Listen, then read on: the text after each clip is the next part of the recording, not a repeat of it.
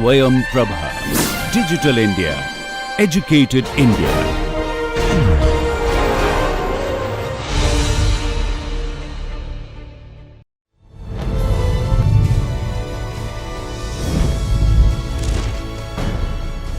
योगः कर्मसु कौशलम्.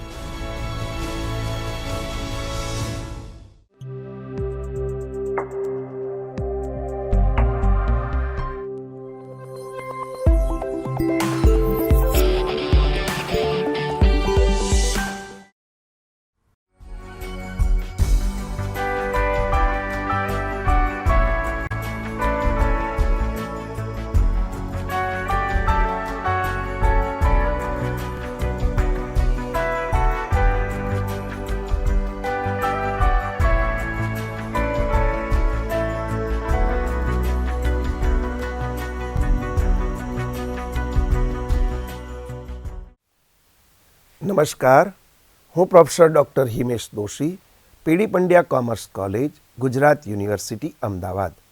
આજે આપણે નાણાકીય હિસાબી પદ્ધતિમાં મોડ્યુલ નંબર 32 બિન વેપારી સંસ્થાના હિસાબો જોઈશું.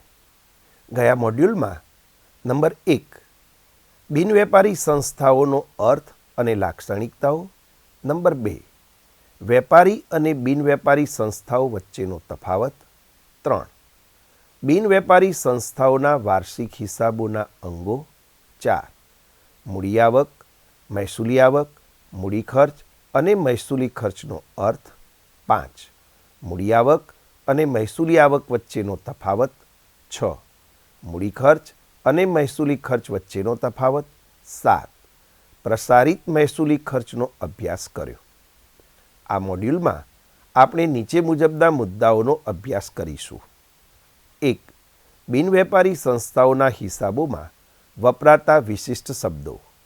નંબર 2 મૂડી આવક અને મહેસૂલી આવકનો અર્થ, યાદી અને વાર્ષિક હિસાબોમાં તેની અસર. 3 મૂડી ખર્ચ, મહેસૂલી ખર્ચ અને પ્રસારિત મહેસૂલી ખર્ચનો અર્થ, યાદી અને તેની વાર્ષિક હિસાબોમાં અસર. 4 બિન વેપારી સંસ્થાઓના વાર્ષિક હિસાબોના અંગો. 5 આવક જાવક ખાતાનો અર્થ, લક્ષણો, તેનો નમૂનો અને ઉદાહરણ.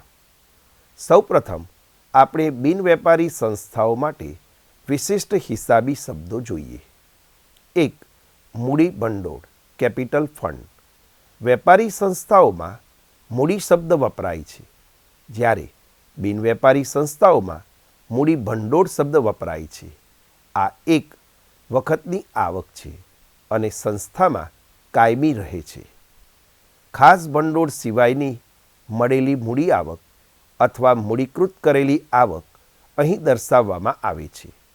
ખર્ચ કરતાં આવકનો વધારો જે વેપારી સંસ્થા માટે નફો છે તે પણ મૂડી ભંડોળમાં ઉમેરવામાં આવે છે, અને આવક કરતાં ખર્ચનો વધારો જે વેપારી સંસ્થા માટે નુકસાન છે તે મૂડી ભંડોળમાંથી બાદ કરવામાં આવે છે. તેને પાકા સરવૈયામાં મૂડી દેવા બાજુ દર્શાવાય છે. નંબર 2 લવાજમ, સબસ્ક્રિપ્શન. વેપારી સંસ્થાઓને વેચાણમાંથી નિયમિત આવક થાય છે, જ્યારે બિન વેપારી સંસ્થાઓમાં સભ્યો પાસેથી નિયમિતપણે લવાજમ ઉઘરાવવામાં આવે છે. આ સંસ્થાની આવકનો મુખ્ય સ્ત્રોત છે. દૈનિક ખર્ચાઓ આ આવકમાંથી જ પૂરા કરવામાં આવે છે. આ મહેસૂલી આવક ગણાય છે અને તેને આવક ખર્ચ ખાતામાં આવક બાજુ દર્શાવવામાં આવે છે. નંબર 3 પ્રવેશ ફી. નવા સભ્યો સંસ્થામાં જોડાતી વખતે જે ફી આપે છે તેને પ્રવેશ ફી કહેવાય છે. આ ફી સભ્ય દ્વારા ફક્ત એક જ વાર આપવામાં આવતી હોવાથી તેને મૂડી આવક ગણી પાકા સરવૈયામાં સામાન્ય ભંડોળના ભાગ તરીકે દર્શાવવામાં આવે છે. જો કે અમુક વિદ્વાનો તેને મહેસૂલી આવક પણ ગણે છે, કારણ કે સંસ્થામાં નવા સભ્યો સતત આવતા રહેતા હોય છે. દાખલા ગણતી વખતે જો કોઈ સૂચના ન હોય તો તેને મૂડી આવક ગણવી. 4 આજીવન સભ્ય ફી, લાઈફ મેમ્બરશિપ ફીસ. ઘણા સભ્યો દર વર્ષે લવાજમ ભરવાને બદલે એકસાથે નક્કી કરેલી રકમ ભરી દે છે. આ બિન આવર્તક વારંવાર ન થતી આવક હોવાથી તેની સીધી જ મૂડી ભંડોળમાં ઉમેરવામાં આવે છે. 5. દાન ડોનેશન. દાન બે પ્રકારના હોય છે, સામાન્ય દાન અને નંબર 2 ખાસ હેતુ માટેનું દાન. સામાન્ય દાન કોઈ ખાસ હેતુ માટે મળેલ ન હોય તેવું દાન, અને જો રકમ નાની હોય તો તેને મહેસૂલી આવક ગણી આવક ખર્ચ ખાતે જમા કરાય છે. જો રકમ મોટી હોય તો તેને મૂડી આવક ગણી મૂડી ભંડોળમાં ઉમેરવામાં આવે છે.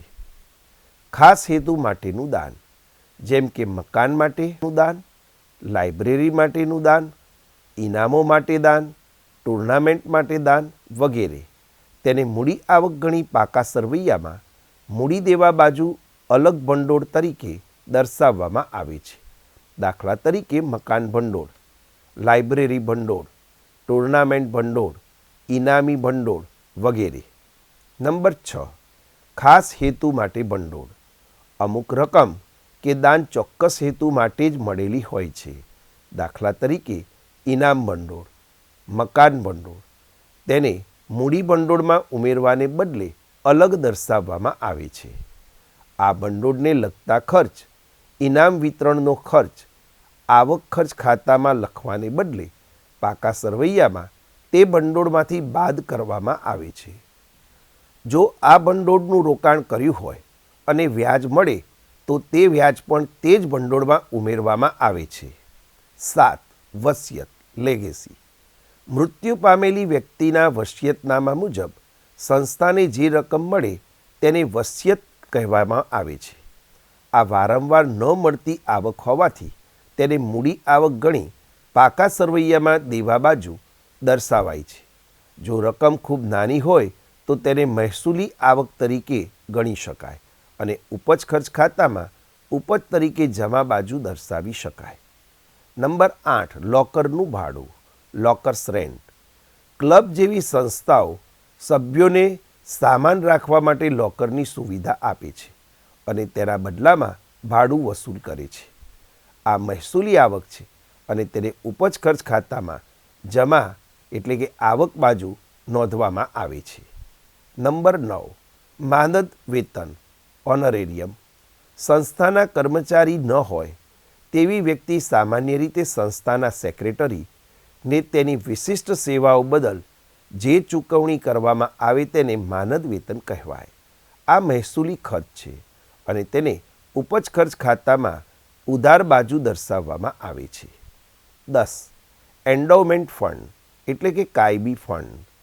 આ ભંડોળ ભેટ સ્વરૂપે મળે છે, જેમાં શરત હોય છે કે ભેટમાં મળેલી મિલકતની આવકો જ ઉપયોગ કરી શકાય, મૂળ રકમને વાપરી શકાતી નથી. આ એક મર્યાદિત ભંડોળ છે. તેને મૂડી આવક ગણી પાકા સરવૈયામાં મૂડી દેવા બાજુ દર્શાવવામાં આવે છે. હવે આપણે મૂડી આવક અને મહેસૂલી આવકનો અર્થ, યાદી અને વાર્ષિક હિસાબોમાં તેની અસરો જોઈએ. નંબર 1 મૂડી આવકો. આવી આવકની પ્રાપ્તિ નિયમિત સ્વરૂપની હોતી નથી અને તેનો ઉપયોગ લાંબા સમયગાળા માટે કરવામાં આવે છે. આ વિગતો પાકા સરવૈયામાં મૂડી દેવા બાજુ દર્શાવવામાં આવે છે. મૂડી આવક ગણાતી વિગતોની યાદી. નંબર 1 ખાસ હેતુ માટેનું દાન. 1 ટુર્નામેન્ટ માટેનું દાન હોય. 2 પુસ્તકો માટે દાન. 3 મેદાન માટે દાન. 4 સાધનો માટે દાન. 5 જમીન માટે દાન. 6 મકાન માટે દાન. 7 ઇનામ વિતરણ માટે દાન. 8 સન્માન ભંડોળ માટે દાન. 9 પેવેલિયન માટે મળેલું દાન. નંબર 2 લીધેલી લોન. નંબર 3 આજીવન સભ્ય ફી. 4 પ્રવેશ ફી સૂચના મુજબ. 5 ખાસ હેતુ માટે ધર્માદો. 6 વસિયતનામું. 7 મિલકતોનું વેચાણ અને 8 મૂડી ભંડોળ. હવે મહેસૂલી આવકો વિશે જોઈશું. નંબર 2 મહેસૂલી આવકો. આવી આવકની પ્રાપ્તિ નિયમિત સ્વરૂપની હોય છે અને તેનો ઉપયોગ સંબંધિત હિસાબી વર્ષ માટે કરવામાં આવે છે. આ વિગતો ઉપજ ખર્ચ ખાતાની જમા બાજુ દર્શાવવામાં આવે છે. મહેસૂલી આવક ગણાતી વિગતોની યાદી. નંબર 1, સભ્યોનું લવાજમ. નંબર 2, પ્રવેશ ફી સૂચના મુજબ. 3, મળેલું ભાડું. 4, મેદાનની આવક. 5, હોલનું ભાડું. 6, મિલકતના વેચાણ પરનો નફો. 7, રોકાણો પરનું વ્યાજ. 8, બેંક વ્યાજ. 9, પસ્તીનું વેચાણ. 10, કેન્ટીનની આવક. 11, લોકરનું ભાડું. 12, સરકારી ગ્રાન્ટ અથવા સબસિડી. 13, મેદાનનું ભાડું. 14, વ્યાખ્યાનોની આવક. 15, નાટકની ટિકિટોનું વેચાણ. 16, દાન અથવા ધર્માદાની નાની રકમ. 17, મનોરંજન કાર્યક્રમની આવક. 18, ભંગારનું વેચાણ. 19, કેસ પેપર ફી હોસ્પિટલના કિસ્સામાં. 20, મિલકતોનું વેચાણ એટલે કે ઉપજ કિંમત. હવે આપણે મૂડી ખર્ચ, મહેસૂલી ખર્ચ અને પ્રસારિત મહેસૂલી ખર્ચનો અર્થ, યાદી અને તેની વાર્ષિક હિસાબોમાં અસર જોઈએ. મૂડી ખર્ચ, કેપિટલ એક્સપેન્ડિચર. આવા ખર્ચની ચૂકવણી નિયમિત સ્વરૂપની હોતી નથી અને તેનો લાભ લાંબા સમયગાળા માટે મળે છે. આ વિગતો પાકા સરવૈયામાં મિલકત લેણા બાજુ દર્શાવવામાં આવે છે. મૂડી ખર્ચ ગણાતી વિગતોની યાદી. 1, મિલકતોની ખરીદી જેવી કે જમીન, મકાન, રોકાણો, સાધનો, મેદાન, ફર્નિચર અને પુસ્તકો. નંબર 2, પેવેલિયનનું બાંધકામ. નંબર 3, નવા મકાનનો રંગકામ ખર્ચ. 4, મિલકતની કાર્યક્ષમતા વધારવા માટેનો ખર્ચ. 5, ખાસ હેતુ માટેનો ખર્ચ. 6, ઇલેક્ટ્રિસિટી કનેક્શન ખર્ચ. 7, સ્વિમિંગ પુલનો ખર્ચ. 8, એક્સરે મશીનની ખરીદી. 9, યંત્ર ગોઠવવાની મજૂરી. 10, ઇનામ ભંડોળના નાણાંનું સરકારી જામીનગીરીઓમાં રોકાણ. 11, લાઇબ્રેરીના પુસ્તકો. 12, sonography machine. 13, billiard table. Number 2, મહેસૂલી ખર્ચ, રેવન્યુ એક્સપેન્સીસ. આવા ખર્ચની ચૂકવણી નિયમિત સ્વરૂપની હોય છે અને તેનો લાભ સંબંધિત હિસાબી વર્ષ પૂરતો જ હોય છે. આ વિગતો ઉપજ ખર્ચ ખાતાની ઉધાર બાજુ દર્શાવવામાં આવે છે. મહેસૂલી ખર્ચ ગણાતી વિગતોની યાદી. નંબર 1, સમાચાર પત્રો અને સામાયિક પત્રોનું લાવાજમ. 2, ટેલિફોન બિલ. 3, મેદાન જાળવનારનો પગાર. 4, કેન્ટીન ખર્ચ. 5, મિલકતો પર ઘસારો. 6, મિલકત વેચાણનું નુકસાન. 7, વીમા પ્રીમિયમ. 8, ભાડું અને વેરા. 9, જાહેરાત ખર્ચ. 10, રિપેરિંગ ખર્ચ. 11, ટપાલ ખર્ચ. 12, સ્ટેશનરી અને છપામણી એટલે કે છાપકામ ખર્ચ. 13, પગાર. 14, વહીવટી ખર્ચ. 15, મેદાનની જાળવણીનો ખર્ચ. 16, પરચુરણ ખર્ચ. 17, મનોરંજન કાર્યક્રમનો ખર્ચ. 18, કાર્યક્રમોનો ખર્ચ. 19, ઓડિટ ફી. 20, વાર્ષિક સ્નેહમિલન કે ભોજન સમારંભનો ખર્ચ. મિત્રો, હવે ત્રીજો મુદ્દો પ્રસારિત મહેસૂલી ખર્ચ વિશે આપણે જોઈશું. ડિફર્ડ રેવન્યુ એક્સપેન્ડિચર. આવા ખર્ચની ચૂકવણી નિયમિત હોતી નથી અને તેની અમુક રકમ દર વર્ષે માંડી વાળવામાં આવે છે. માંડી વાળ્યા વગરની બાકી રકમ પાકા સરવૈયામાં મિલકત લેણા બાજુ દર્શાવવામાં આવે છે. નંબર 1, મેદાનને સમથળ કરવાનો ખર્ચ એટલે કે લેવલિંગ ખર્ચ. નંબર 2, રંગકામ પાછળ ખર્ચાયેલી મોટી રકમ. તમે બિનવેપારી સંસ્થાઓના મૂડી અને મહેસૂલી ખર્ચ અને આવકોનો અર્થ, તેના ઉદાહરણ અને તેની હિસાબી અસર સમજી ગયા હશો. આ સમજૂતી બિનવેપારી સંસ્થાઓના વાર્ષિક હિસાબોના તૈયાર કરવા માટે ખૂબ જ આવશ્યક છે. હવે આપણે બિનવેપારી સંસ્થાના વાર્ષિક હિસાબોમાં કયા ખાતા અને પત્રકો તૈયાર કરવામાં આવે છે તે સમજીએ. બિનવેપારી સંસ્થાઓ તેના વાર્ષિક હિસાબોના ભાગરૂપે નંબર 1 આવક જાવક ખાતું, નંબર 2 ઉપજ ખર્ચ ખાતું, નંબર 3 પાકું સરવૈયું તૈયાર કરે છે. સૌપ્રથમ આપણે આવક જાવક ખાતું સમજીએ. આવક જાવક ખાતું રિસિપ્ટ્સ એન્ડ પેમેન્ટ અકાઉન્ટ.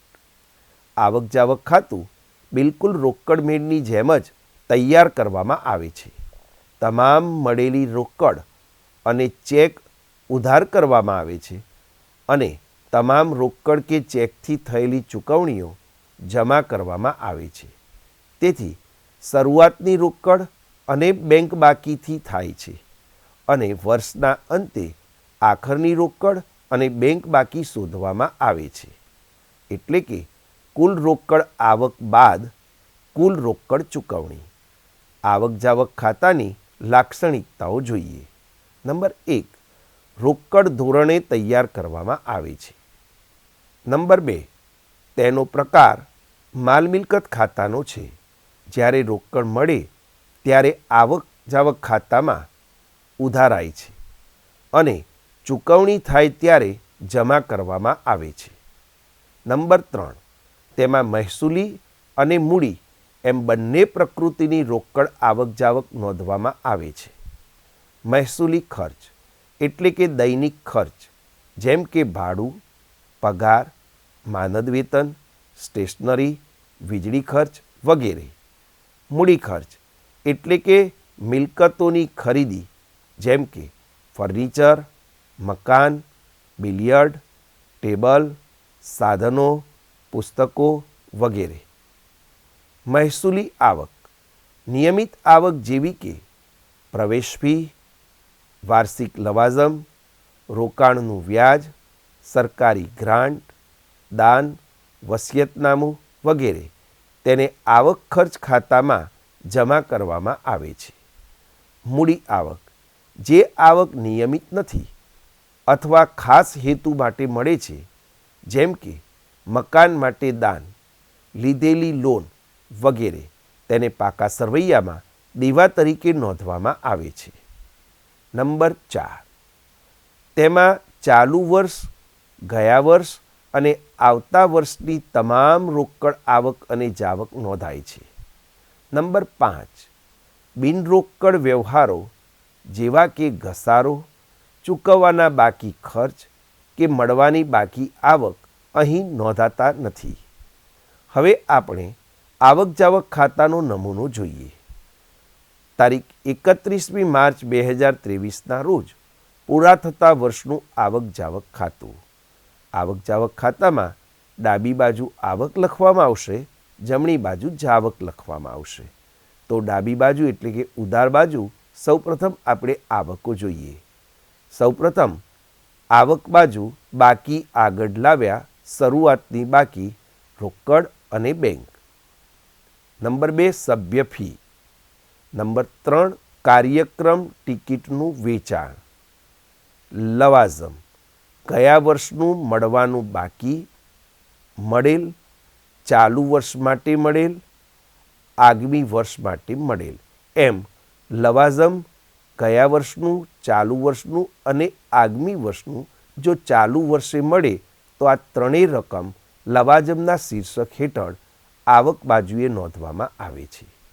પ્રવેશ ફી દાન સામાન્ય હેતુ માટે મળે, વસિયત સામાન્ય હેતુ માટે, સરકારી ગ્રાન્ટ, રોકાણોનું વ્યાજ, લોકરનું ભાડું, હોલનું ભાડું, મેદાનનું ભાડું મળેલું, કેન્ટીનની આવક, પસ્તીનું વેચાણ, વાર્ષિક કાર્યક્રમની આવક, જૂના રમતગમતના સાધનોનું વેચાણ, વાર્ષિક ભોજન સમારંભનો ફાળો, મકાન માટે દાન, ટુર્નામેન્ટ મેચ માટે દાન, ઇનામ માટે દાન, શિક્ષણ આરોગ્ય માટે સરકારી ગ્રાન્ટ, આજીવન સભ્ય ફી, સાધનો, ફર્નિચરનું વેચાણ, ખાસ હેતુ માટે વસિયત, લીધેલી લોન, સ્પોર્ટ્સ ફંડ, રોકાણોનું વ્યાજ. આમ કુલ આવકો ગણવામાં આવશે. હવે આપણે જાવક બાજુ જોઈએ. કયા કયા પ્રકારની ધંધામાંથી એટલે કે બિનવેપારી ધંધામાંથી જાવક થતી હોય છે તે આપણે જાવક બાજુ દર્શાવીશું. નંબર 1, પગાર ચૂકવવામાં આવે એટલે કે પગાર, મજૂરી, સેક્રેટરીનું માનદ વેતન, વીમા પ્રીમિયમ, સમારકામ, મ્યુનિસિપલ ટેક્સ, ચૂકવેલ ભાડું, લોનનું વ્યાજ, વીજળી ખર્ચ, સ્ટેશનરી, છાપકામ અને ટપાલ ખર્ચ, ઓડિટ ફી, સમાચાર પત્રો કે મેગેઝિન, મુસાફરી ખર્ચ, ઓફિસ ખર્ચ, કેન્ટીન ખર્ચ, ચેરિટી શોનો ખર્ચ, વાર્ષિક દિન કાર્યક્રમનો ખર્ચ, ટુર્નામેન્ટ ખર્ચ, ઇનામોનું વિતરણ, પુસ્તકોની ખરીદી, ફર્નિચરની ખરીદી, મકાનની ખરીદી, બિલિયર્ડ ટેબલની ખરીદી, લોનની પરત ચૂકવણી, સાધનોની ખરીદી, રોકાણોની ખરીદી, બાકી આગળ લઈ ગયા એટલે કે આખરની બાકી, એમાં રોકડ અને બેંક જો તફાવતની રકમ હોય તો આખરની બાકી લખવામાં આવે છે. મહત્ત્વની નોંધ: આવક જાવક ખાતા પરથી ઉપજ ખર્ચ ખાતું અને પાકું સરવૈયું તૈયાર કરવામાં આવે છે. મહેસૂલી આવકો ઉપજ ખર્ચ ખાતામાં જમા બાજુ નોંધાય છે. મૂડી આવકો પાકા સરવૈયામાં દેવા બાજુ નોંધાય છે. મહેસૂલી ખર્ચ ઉપજ ખર્ચ ખાતામાં ઉધાર બાજુ નોંધાય છે. મૂડી ખર્ચ પાકા સરવૈયામાં મિલકત બાજુ નોંધાય છે. હવે આપણે આવક જાવક ખાતું કેવી રીતે તૈયાર કરવામાં આવે છે તેનું એક ઉદાહરણ જોઈએ. ઉદાહરણ નંબર 1. નીચેની વિગતો પરથી નવજીવન ટ્રસ્ટનું તારીખ 31/3/2025ના રોજ પૂરા થતા વર્ષનું આવક જાવક ખાતું તૈયાર કરો. ક્રમ, વિગત, રકમ રૂપિયા. નંબર 1. શરૂઆતની રોકડ સિલક તારીખ 1/4/2023 રૂપિયા 25,000. નંબર 2. શરૂઆતની બેંક સિલક તારીખ 1/4/2023 રૂપિયા 40,000. નંબર 3. સભ્યોનું લવાઝમ 2023-24 રૂપિયા 30,000, 2024-25 રૂપિયા 1,00,000, 2025-26 રૂપિયા 20,000, એમ કુલ 1,50,000. નંબર 4. પ્રવેશ ફી રૂપિયા 12,000. 5. ભાડું ચૂકવ્યું રૂપિયા 24,000. 6. પગાર ચૂકવ્યો રૂપિયા 60,000. 7. સામાન્ય ખર્ચ રૂપિયા 8,000. 8. રમતગમતના સાધનોની ખરીદી રૂપિયા 35,000. 9. સરકારી જામીનગીરીઓમાં રોકાણ રૂપિયા 50,000. 10. સભ્યોને આપેલ લોન પર વ્યાજ મળ્યું રૂપિયા 5,000. 11. ફર્નિચરનું વેચાણ ચોપડે કિંમત રૂપિયા 10,000 રૂપિયા 7,000. 12. ટુર્નામેન્ટ ફંડનો ફાળો મળ્યો રૂપિયા 20,000. 13. ટુર્નામેન્ટ ખર્ચ રૂપિયા 15,000. 14. છાપા અને સામાયિકોનું વેચાણ રૂપિયા 2,000. 15. આજીવન સભ્યપદ ફી રૂપિયા 25,000. 16. સ્ટેશનરી અને છપામણી ખર્ચ રૂપિયા 4500. 17. વીજળી ખર્ચ રૂપિયા 6,000. 18. મકાન માટે દાન મળ્યું રૂપિયા 1,00,000. 19. ટપાલ ખર્ચ રૂપિયા 1,500. 20. આખરની રોકડ સિલક તારીખ 31/3/2024 રૂપિયા 12,000. હવે મિત્રો, નવજીવન ટ્રસ્ટનું આપણે આવક જાવક ખાતું જોઈશું. મિત્રો, આપેલા વ્યવહાર ઉપરથી જે વ્યવહારને કારણે આપણી પાસે રોકડ આવતી હોય એ ઉધાર બાજુ લખાશે અને આપણી પાસેથી રોકડ જતી હોય તે જમા બાજુ લખાશે. સૌપ્રથમ આપણે આવક બાજુના વ્યવહારો જોઈએ. શરૂઆતની રોકડ સિલક રૂપિયા 25,000 અને શરૂઆતની બેંક સિલક રૂપિયા 40,000 ઉધાર બાજુએ નોંધાશે. ત્યારબાદ આવક બાજુએ સભ્યોનું લવાઝમ 2023-24 રૂપિયા 30,000, 2024-25 રૂપિયા 1,00,000, 2025-26 રૂપિયા 20,000, એમ કુલ 1,50,000 નોંધવામાં આવશે. પ્રવેશ ફી મળતી હોવાથી ઉધાર બાજુએ ₹12,000. લોન પર વ્યાજ મળતું હોવાથી ઉધાર બાજુએ ₹5,000. ફર્નિચરનું વેચાણ કરવાથી ધંધામાં રોકડ આવે છે, માટે ઉધાર બાજુએ ₹7,000. ટુર્નામેન્ટ ફંડમાં ફાળો આપણને મળેલો હોવાથી ₹20,000 ઉધાર બાજુ. છાપા અને સામાયિકોનું વેચાણ કરવાથી ધંધામાં રોકડ આવે છે, માટે ઉધાર બાજુએ ₹2,000. આજીવન સભ્યપદ ફી ઉધાર બાજુએ ₹25,000. મકાન માટે દાન ઉધાર બાજુ ₹1,00,000. હવે બિનવેપારી સંસ્થામાંથી રોકડ જતી હોય તો જમા બાજુ નોંધાશે. રોકડ ખાતું એ માલ મિલકતનું ખાતું છે અને માલ મિલકત ખાતાનો નિયમ આવે તો ઉધાર, જાય તો જમા. આ નિયમને આધારે નવજીવન ટ્રસ્ટમાંથી રોકડ જશે તો જમા બાજુ નોંધાશે. ભાડું ચૂકવ્યું, જાવક થાય છે, જમા બાજુ ₹24,000. પગાર ચૂકવ્યો, જમા બાજુ ₹60,000. સામાન્ય ખર્ચ થયો, જમા બાજુ ₹8,000. રમતગમતના સાધનોની ખરીદી ₹35,000. રોકાણો, સરકારી જામીનગીરીમાં રોકાણો કર્યું, માટે રોકડ જાય છે, જમા બાજુ ₹50,000. ટુર્નામેન્ટનો ખર્ચ કર્યો, રોકડ જાય છે, જમા બાજુ ₹15,000. સ્ટેશનરી અને છપામણી, જમા બાજુ ₹45,000. વીજળી ખર્ચ, જમા બાજુ ₹6,000. ટપાલ ખર્ચ, જમા બાજુ ₹1,500.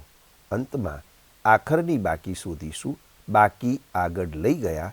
રોકડ સિલક આપેલી છે ₹12,000. માટે તફાવતની રકમ આપણે એને બેંક સિલક કહીશું. જમા બાજુ ₹1,70,000. આમ બંને બાજુનો સરવાળો ₹3,86,000 થશે. અહીં જમા બાજુ મળેલ તફાવતની રકમ આખરની બેંક સિલક છે. આવક જાવક ખાતું રોકડના ધોરણે તૈયાર થતું હોવાથી ગયા વર્ષનું, ચાલુ વર્ષનું તેમજ આવતા વર્ષનું કુલ મળેલ લવાજમ ઉધાર એટલે કે આવક બાજુ નોંધાશે.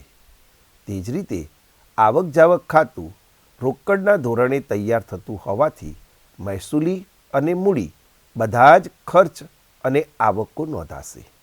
મિત્રો, અહીં આપણે આ મોડ્યુલની ચર્ચા પૂરી કરીએ.